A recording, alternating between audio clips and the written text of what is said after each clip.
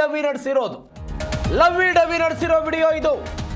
ಕಚೇರಿಯಲ್ಲಿ ಸಮವಸ್ತ್ರದಲ್ಲೇ ಕುಳಿತುಕೊಂಡು ಹಲವು ಮಹಿಳೆಯರ ಜೊತೆಗೆ ನಾಗರಿಕ ಹಕ್ಕು ನಿರ್ದೇಶನಾಲಯದ ಡಿಜಿಪಿ ಆಗಿರುವ ರಾಮಚಂದ್ರ ರಾಸಲೀಲೆ ನಡೆಸಿದ್ದಾರೆ. ಕಚೇರಿಯಲ್ಲಿಯೇ ಮಹಿಳೆಯರ ಜೊತೆಗೆ ಅಸಭ್ಯವಾಗಿ ವರ್ತನೆ ಮಾಡಿರೋದು. ಸಮವಸ್ತ್ರವನ್ನ ಧರಿಸಿಕೊಂಡು, ಯಾವ ಸಮವಸ್ತ್ರ ಪೊಲೀಸ್ ಇಲಾಖೆಯ ಶಿಸ್ತನ್ನ ತೋರಿಸುತ್ತೋ ಅದೇ ಸಮವಸ್ತ್ರದಲ್ಲಿ ಕುಳಿತುಕೊಂಡು ಮೈ ಮೇಲೆ ಅರಿವಿಲ್ಲದೆ, ಮೈ ಮೇಲೆ ಪ್ರಜ್ಞೆ ಇಲ್ಲದೆ ಈ ರಾಸಲೀಲೆಯನ್ನ ಮಾಡಿರೋದು. ಲವ್ವಿ ಡವಿ ಇದು. ವಿಡಿಯೋ ಬಗ್ಗೆ ಇದೀಗ ಮಾಹಿತಿಯನ್ನು ಪಡೆದುಕೊಂಡಿದ್ದಾರೆ. ಸಂಚಲನಕ್ಕೆ ಕಾರಣವಾಗಿರುವಂತಹ ಪ್ರಕರಣ ಇದು. ಇಡೀ ಕರ್ನಾಟಕದಲ್ಲಿ ಬಹುತೇಕ ಬಾರಿ ರಾಜಕಾರಣಿಗಳ ರಾಸಲೀಲೆಗಳು ಬರ್ತವೆ. ಆದರೆ ಅಧಿಕಾರಿಗಳು, ಡಿಜಿಪಿ ಲೆವೆಲ್ ಹಿರಿಯ IPS ಅಧಿಕಾರಿ, ಒಂದು ಸುದ್ದಿಯಲ್ಲಿ ಇವರು ದೊಡ್ಡ ಮಟ್ಟದ ಚರ್ಚೆಗೆ ಕಾರಣ ಆಗಿದ್ರು. ಒಂದು ಇವರ ಮಲಮಗಳು ರಣ್ಯಾರಾವ್ ಪ್ರಕರಣ, ಚಿನ್ನವನ್ನ ತೆಗೆದುಕೊಂಡು ಬರುವಾಗ ಸಿಕ್ಕಿರೋ ಪ್ರಕರಣ ನೀವು ನೋಡ್ತಾ ಇದ್ದೀರಿ. ಇದು ಪೊಲೀಸ್ ಇಲಾಖೆಯ ತಮ್ಮ ಕುರ್ಚಿಯಲ್ಲಿ ಕುಳಿತುಕೊಂಡು ಹಲವು ಮಹಿಳೆಯರ ಜೊತೆಗೆ ಹೀಗೆ ಅಸಭ್ಯವಾಗಿ ನಡೆದುಕೊಂಡಿರುವಂತಹ ದೃಶ್ಯ ಇದು. ಅಸಭ್ಯವಾಗಿ ನಡೆದುಕೊಂಡಿರೋ ದೃಶ್ಯ ಇದು. ಎಲ್ಲೋ ಹೋಟೆಲ್ನಲ್ಲೋ ಖಾಸಗಿ ಕ್ಷಣಗಳನ್ನು ಕಳೆದ್ರೋ, ಯಾವುದೋ ರೆಸಾರ್ಟ್ನಲ್ಲೋ ಇದ್ರು ಅಂತಲ್ಲ. ಸರ್ಕಾರದ ಅಧಿಕೃತ ಕಚೇರಿ ಇದು. ಅವರ ಕಚೇರಿಯಲ್ಲಿ ಕುಳಿತುಕೊಂಡು ಈ ರೀತಿಯಾಗಿ ಹಲವು ಮಹಿಳೆಯರ ಜೊತೆಗೆ ನೋಡಿ, ಕಚೇರಿನ ಹೋಟೆಲ್ಲ ಖಾಸಗಿ ಕ್ಷಣಗಳನ್ನು ಕಳೆಯೋದಕ್ಕೆ ಒಬ್ಬ ಹಿರಿಯ ಅಧಿಕಾರಿ, ಇವರು ಶಿಸ್ತು, ಪೊಲೀಸ್ ಇಲಾಖೆಯ ಗತ್ತದು, ಅದೆಲ್ಲವನ್ನ ಮೈ ಮರೆತು ಮಹಿಳೆಯ ಜೊತೆಗೆ ರಾಸಲೀಲೆ ಮಾಡಿರೋದು ಎಂಥ ವಿಪರ್ಯಾಸ ರೀ. ಸಿದ್ದರಾಮಯ್ಯನವರು ಇದರ ಬಗ್ಗೆ ಮಾಹಿತಿಯನ್ನು ಪಡೆದುಕೊಂಡಿದ್ದಾರಂತೆ. ಸಹಜವಾಗಿ ಕಪ್ಪು ಚುಕ್ಕೆ ಇದು ಇಲಾಖೆಗೆ ತಲೆ ತಗ್ಗಿಸುವಂತಹ ಘಟನೆ ಇದು. ವರದಿ ಕೊಡಬೇಕು ಅಂತ ಸಿದ್ದರಾಮಯ್ಯನವರು ಇದೀಗ ಸೂಚನೆ ಕೊಟ್ಟಿದ್ದಾರಂತೆ. ಇತ್ತೀಚೆಗಷ್ಟೇ ಇವರ ಮಗಳು ಜೈಲು ಸೇರಿದ್ರು. ಚಿನ್ನ ಸ್ಮಗ್ಲಿಂಗ್ ಪ್ರಕರಣದಲ್ಲಿ ಇವರನ್ನು ಕೂಡ ವಿಚಾರಣೆ ಮಾಡಲಾಗಿತ್ತು. ಬೇರೆ ಬೇರೆ ಆರೋಪಗಳು ಕೇಳಿ ಬಂದಿತ್ತು. ಇದೀಗ ಈ ರಾಸಲೀಲೆ ಪ್ರಕರಣ ಸಹಜವಾಗಿ ಭಾರಿ ಆತಂಕಕ್ಕೆ ಕಾರಣ ಆಗ್ತಾ ಇದೆ. ಇವರ ವಿರುದ್ಧ ಕ್ರಮ ಆಗಬೇಕು ಅಂತ ಇಡೀ ಕರ್ನಾಟಕದಾದ್ಯಂತ ಜನರ ಆಕ್ರೋಶ. ಒಬ್ಬ ಹಿರಿಯ IPS ಅಧಿಕಾರಿಯಾಗಿ ಯಾವ ರೀತಿಯಾಗಿ ನಡೆದುಕೊಳ್ಳಬೇಕು ಅಂತ, ಈ ಮಹಿಳೆಯರು ಯಾರು, ಹೇಗೆ ಬಂದರು, ಇದನ್ನು ರೆಕಾರ್ಡ್ ಮಾಡಿದವರು ಯಾರು, ಎಲ್ಲವೂ ಕೂಡ ತನಿಖೆ ಆಗಬೇಕು. ಅನೇಕ ಜನ ಮಹಿಳೆಯರು ಇಲಾಖೆಗಳಿಗೆ ಹೋಗ್ತಾರೆ ತಮ್ಮ ಸಮಸ್ಯೆಗಳನ್ನು ಹೇಳ್ಕೊಳ್ಳೋದಕ್ಕೆ. ಏನೋ ಸಮಸ್ಯೆ ಇರುತ್ತೆ. ಆ ಮಹಿಳೆಯರ ಅಥವಾ ಈ ಮಹಿಳೆಯರು ಹೇಗಿಲ್ಲಿಗೆ ಬಂದರು, ಯಾರಿಂದ ಈ ವಿಡಿಯೋಗಳು ಬಿಡುಗಡೆ ಆಯಿತು, ಈ ವಿಡಿಯೋ ಚಿತ್ರೀಕರಣ ಮಾಡಿದ್ದಲ್ಲಿ, ಯಾವ ಕಚೇರಿಯಲ್ಲಿ ಇದೆಲ್ಲ ಶೂಟ್ ಆಯಿತು, ಯಾವ ಅರಿವು ಇಲ್ಲದೆ, ಯಾವ ಪ್ರಜ್ಞೆಯೂ ಇಲ್ಲದೆ, ಯಾವ ಭಯಭೀತಿ ಇಲ್ಲದೆ ಹೇಗೆ ಇದೆಲ್ಲವೂ ಕೂಡ ಸಾಧ್ಯ ಆಯಿತು ಅನ್ನೋದ್ರ ಬಗ್ಗೆ ತನಿಖೆ ಆಗಬೇಕು. ಪೊಲೀಸ್ ಇಲಾಖೆಗೆ ಇದೊಂದು ರೀತಿ ಕಪ್ಪು ಚುಕ್ಕೆ ಅಂತ. ಒಬ್ಬ ಹಿರಿಯ IPS ಅಧಿಕಾರಿಯಾಗಿ ಹೇಗೆ ನಡೆದುಕೊಳ್ಬೇಕು ಅನ್ನುವಂಥ ಪರಿಜ್ಞಾನ ಇರೋದಿಲ್ವಾ?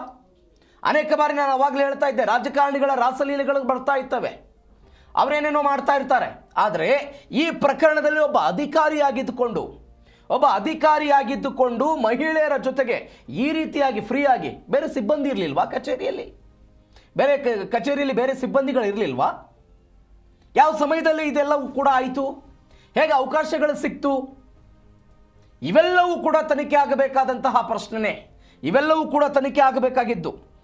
ಮಹಿಳೆಯರನ್ನ ಬಲವಂತವಾಗಿ ಮಾಡ್ತಾ ಇದ್ರು ಅನ್ನುವಂಥದ್ದು ಕೂಡ ಈ ರೀತಿಯಾಗಿ, ಮಹಿಳೆಯರಿಗೆ ಬಲವಂತವಾಗಿ ಈ ರೀತಿಯಾಗಿ ಅಶ್ಲೀಲವಾಗಿ ಅಂತ ನೋಡಿ ದೃಶ್ಯದಲ್ಲಿ ಗಮನಿಸ್ತಾ ಇದ್ದೀರಿ. ಒಬ್ಬ ಮಹಿಳೆ ಇಲ್ಲ, ಇಲ್ಲಿ ಬೇರೆ ಬೇರೆ ಮಹಿಳೆಯರಿದ್ದಾರೆ. ಬೇರೆ ಬೇರೆ ಮಹಿಳೆಯರು ಬಂದಾಗ ಅವರನ್ನು ತಬ್ಬಿಕೊಂಡು, ಅವರಿಗೆ ಮುತ್ತು ಕೊಟ್ಟು ಆಲಿಂಗನ ಮಾಡಿಕೊಂಡು ರಾಜಾರೋಷವಾಗಿ ಮಾಡ್ತಾ ಇರೋ ದೃಶ್ಯ ಆಯಿತು.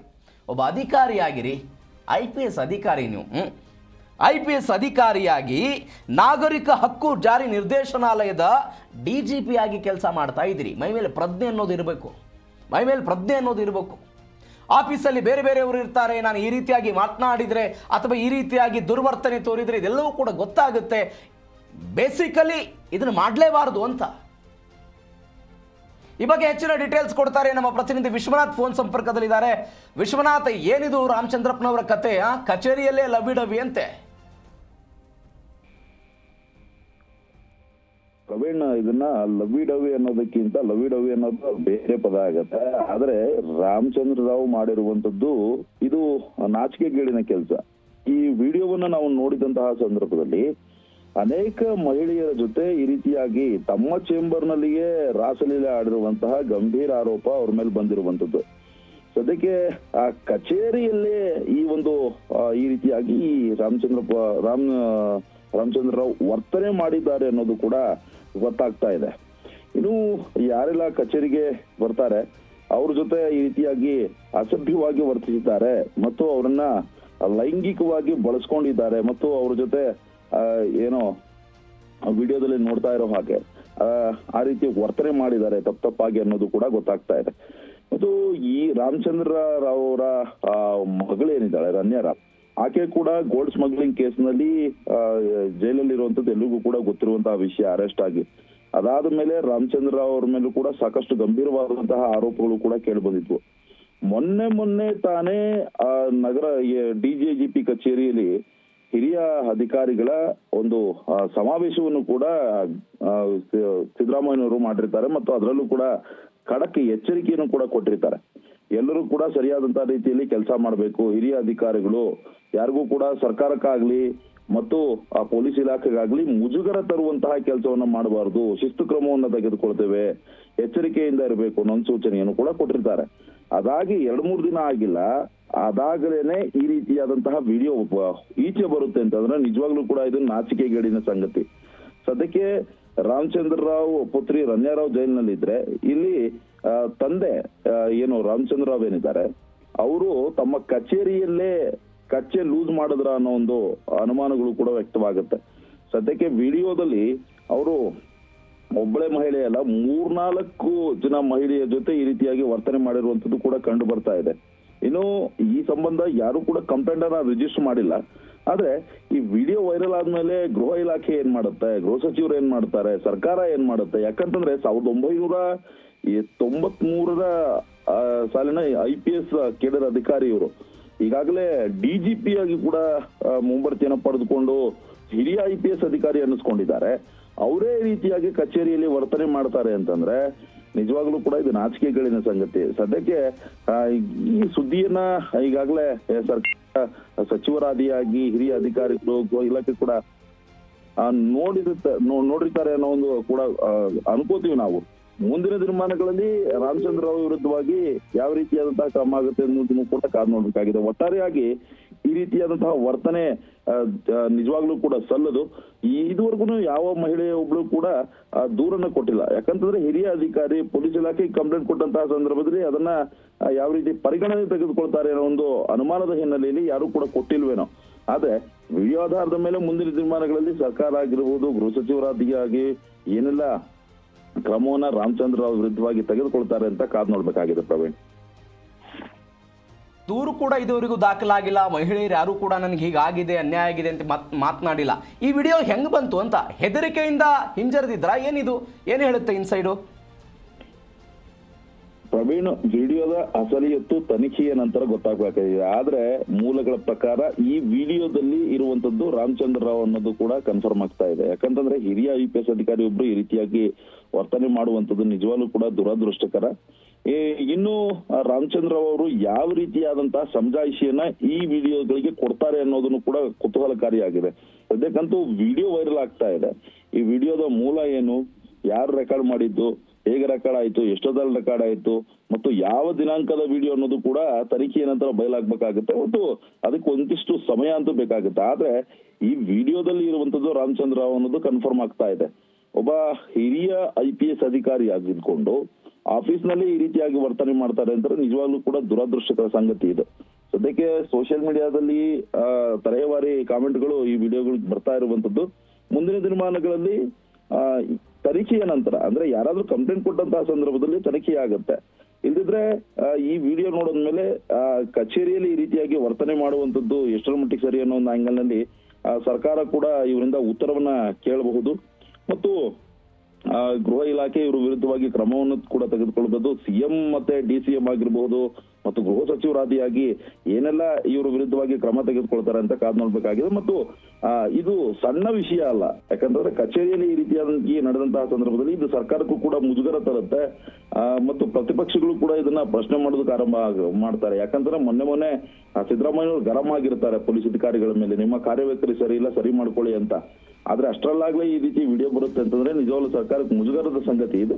ಮುಂದಿನ ದಿನಮಾನಗಳಲ್ಲಿ ಕೆಲವೊಂದು ಸ್ಪಷ್ಟತೆಯನ್ನು ಕೂಡ ರಾಮಚಂದ್ರ ರಾವ್ ಕೊಡಬೇಕಾಗುತ್ತೆ. ಸರ್ಕಾರ ಸುಮ್ಮನೆ ಇರೋದಿಲ್ಲ, ಸ್ಪಷ್ಟನೆಯನ್ನ ಕೇಳುತ್ತೆ ಮತ್ತು ಏನಾದರೂ ತಪ್ಪುಕೊಂಡಂತ ಸಂದರ್ಭದಲ್ಲಿ ರಾಮಚಂದ್ರ ರಾವ್ ವಿರುದ್ಧವಾಗಿ ಕ್ರಮ ಅಂತೂ ಹಾಗೆ ಆಗುತ್ತೆ. Praveen. Okay Vishwanath, thank you ನಿಮ್ಮೆಲ್ಲ ಡೀಟೇಲ್ಸ್ಗೆ. ರಾಮಚಂದ್ರ ರಾವ್ ಅವರ ವಿಡಿಯೋವನ್ನು ಗಮನಿಸ್ತಾ ಇದ್ದೀರಿ. ಇದನ್ನು ಯಾರು ರೆಕಾರ್ಡ್ ಮಾಡಿದ್ರು? ಸೀಕ್ರೆಟ್ ಕ್ಯಾಮ್ರಾವನ್ನು ಏನಾದರೂ ಬಳಕೆ ಮಾಡಿ ಇದನ್ನು ರೆಕಾರ್ಡ್ ಮಾಡಲಾಯ್ತಾ? ಇದೆಲ್ಲವೂ ಕೂಡ ಆದ ನಂತರವೂ ಕೂಡ ಯಾಕೆ ಮಹಿಳೆಯರು ಇದರ ಬಗ್ಗೆ ಮಾತನಾಡಲಿಲ್ಲ, ಏನು ಎತ್ತ ಅನ್ನೋದ್ರ ಬಗ್ಗೆ, ಈ ಮಹಿಳೆಯರು ಯಾರು, ಈ ಪ್ರಕರಣ ಹೇಗಾಯಿತು, ಕಚೇರಿಯಲ್ಲೇ ಈ ರೀತಿಯಾಗಿ ರಾಸಲೀಲೆ ಮಾಡೋದಕ್ಕೆ, ಈ ರೀತಿಯಾಗಿ ಫ್ರೀ ಆಗಿರೋದಕ್ಕೆ ತಬ್ಬಿಕೊಂಡು ಕಿಸ್ಕೊಟ್ಟು ಮೈಯೆಲ್ಲ ಮುಟ್ಟಿ ಮಾತನಾಡುವಂತಹ ಸ್ವಾತಂತ್ರ್ಯವನ್ನು ಈ ಅಧಿಕಾರಿಗೆ ಯಾರು ಕೊಟ್ಟರು? ಯಾರಾದರೂ ವ್ಯಕ್ತಿಗಳು ಎದುರುಗಡೆ ಇದ್ದು ಶೂಟ್ ಮಾಡುವಾಗಲೇ ಈ ಪ್ರಕರಣ ಆಯ್ತಾ, ಅಥವಾ ಸೀಕ್ರೆಟ್ ಕ್ಯಾಮ್ರಾದಲ್ಲಿ ಇದೆಲ್ಲವೂ ಕೂಡ ಆಯ್ತಾ? ಎಲ್ಲದರ ಬಗ್ಗೆಯೂ ಕೂಡ ತನಿಖೆ ಆಗಬೇಕಾಗಿದೆ. ಸಿದ್ದರಾಮಯ್ಯನವರು ಏನೋ ವರದಿಯನ್ನು ತರಿಸ್ಕೊಳ್ಬೇಕು, ವರದಿಯನ್ನು ತಂದುಕೊಡಿ ಅಂತ ಏನೋ ಹೇಳಿದಾರಂತೆ, ಸೂಚನೆ ಕೊಟ್ಟಿದ್ದಾರಂತೆ. ಆದರೆ ಒಬ್ಬ ಹಿರಿಯ ಅಧಿಕಾರಿಯಾಗಿ ಈ ರೀತಿಯಾಗಿ ಒಂದು ಮಹಿಳೆಯರ ಜೊತೆಗೆ 4-5 ಜನ ಮಹಿಳೆಯರು ಅಂತ ಹೇಳ್ತಾ ಇದ್ದಾರೆ. ಅವರು ಯಾವ್ಯಾವ ಸಂದರ್ಭದಲ್ಲಿ ಬಂದಿದ್ರು, ಒಂದೇ ದಿನ ಆಗಿದ್ದ ಘಟನೆನ, ಬೇರೆ ಬೇರೆ ದಿನಗಳಲ್ಲಿ ಆಗಿರುವಂತಹ ಘಟನೆನ ಎಲ್ಲವೂ ಕೂಡ ತನಿಖೆಯಲ್ಲಿ ಕೂಲಂಕುಷವಾಗಿ ತನಿಖೆ ಆಗಬೇಕು, ವರದಿಗಳು ಬರಬೇಕು, ಆದರೆ ಇವರ ವಿರುದ್ಧ ಕ್ರಮ ಆಗಬೇಕು ಅನ್ನೋದು ಎಲ್ಲರ ಆಗ್ರಹ ಕೂಡ ಆಗ್ತಾ ಇದೆ. ಇವರ ಮಗಳು, ಮಲಮಗಳು ಚಿನ್ನವನ್ನು ತೆಗೆದುಕೊಂಡು ಬರುವಾಗ ಜೈಲು ಪಾಲಾಗಿರೋದು, ಇವರನ್ನು ಕೂಡ ವಿಚಾರಣೆಗೆ ಒಳಪಡಿಸಲಾಗಿತ್ತು, ಎಲ್ಲವೂ ಆಗಿತ್ತು. ಆ ಸಂದರ್ಭದಲ್ಲಿ ರಾಮಚಂದ್ರ ರಾವ್ ದೊಡ್ಡ ಮಟ್ಟದ ಸುದ್ದಿ ಆಗಿದ್ರು ಅದಾದ ನಂತರ ಎಲ್ಲವೂ ಕೂಡ ತಣ್ಣಗಾಗಿತ್ತು. ಇದೀಗ ಈ ಕ್ಷಣಕ್ಕೆ ಈ ಪ್ರಕರಣ, ಈ ವಿಡಿಯೋ ಸಾಮಾಜಿಕ ಜಾಲತಾಣ ಸೇರಿದಂತೆ ಎಲ್ಲ ಕಡೆಯೂ ಕೂಡ ಸಿಕ್ಕಾಪಟ್ಟೆ ಸುದ್ದಿ ಆಗ್ತಾ ಇದೆ. ನೋಡಿ, ಅದೇನು ಗಾಂಭೀರ್ಯ ರೀ. 1993 IPS ಅಧಿಕಾರಿ ಅಂತ ಹೇಳಿದ್ರೆ ಎಷ್ಟು ವರ್ಷ ಸರ್ವಿಸ್ ಅವರಿಗೆ? ರಿಟೈರ್ಡಿಗೆ ಬರ್ತಾರೆ ಅವ್ರು ಇನ್ನೊಂದು ಸ್ವಲ್ಪ ದಿನಕ್ಕೆ. ರಿಟೈರ್ಡಿಗೆ ಬರುವಂಥವ್ರು ಮತ್ತೊಬ್ಬರಿಗೆ ಒಂದು ರೀತಿಯಾದಂಥ ಮಾರ್ಗದರ್ಶನ ಮಾಡಬೇಕಾದಂಥ ಸ್ಥಾನದಲ್ಲಿರೋರೆಲ್ಲ ಇವರು. ಕಿರಿಯ ಅಧಿಕಾರಿಗಳಿಗೆ ಮಾರ್ಗದರ್ಶನವನ್ನು ಮಾಡಿ ಇಲಾಖೆನ ಮುಂತೆಗೆದುಕೊಂಡು ಹೋಗೋದಕ್ಕೆ ಇವರೆಲ್ಲ ಪಣ ತೊಡಬೇಕು. ಅಂಥವರು ಒಂದೇ ಒಂದು ಸರ್ಕಾರಿ ಕಚೇರಿಯಲ್ಲಿ ಕುಳಿತುಕೊಂಡು, ಸರ್ಕಾರಿ ಕಚೇರಿ ಅಂತ ಹೇಳಿದರೆ ಏನದು, ದೇವಸ್ಥಾನ ಅಂತ ಹೇಳ್ತಾರೆ, ಆ ರೀತಿಯಾದಂತಹ ಕಚೇರಿಯಲ್ಲಿ ಕುಳಿತುಕೊಂಡು ಮಹಿಳೆಯರ ಜೊತೆಗೆ ಈ ರೀತಿಯಾಗಿ ಮಾತನಾಡಿದರೆ, ಈ ರೀತಿಯಾಗಿ ನಡೆದುಕೊಂಡ್ರೆ ಯಾರು ನಿಮ್ಮ ಹತ್ರ ಅನ್ಯಾಯವನ್ನು ಹೇಳ್ಕೊಳಕ್ಕೆ ಬರ್ತಾರೆ? ನನಗೆ ನ್ಯಾಯ ಕೊಡಿಸಿ ಅಂತ ಯಾವ ಮಹಿಳೆ ಬರ್ತಾರೆ ನಿಮ್ಮ ಹತ್ರ? ಯಾರು ಕೂಡ ಬರೋದಿಲ್ಲ. ಅಂಥ ಪ್ರಕರಣ ಇದು.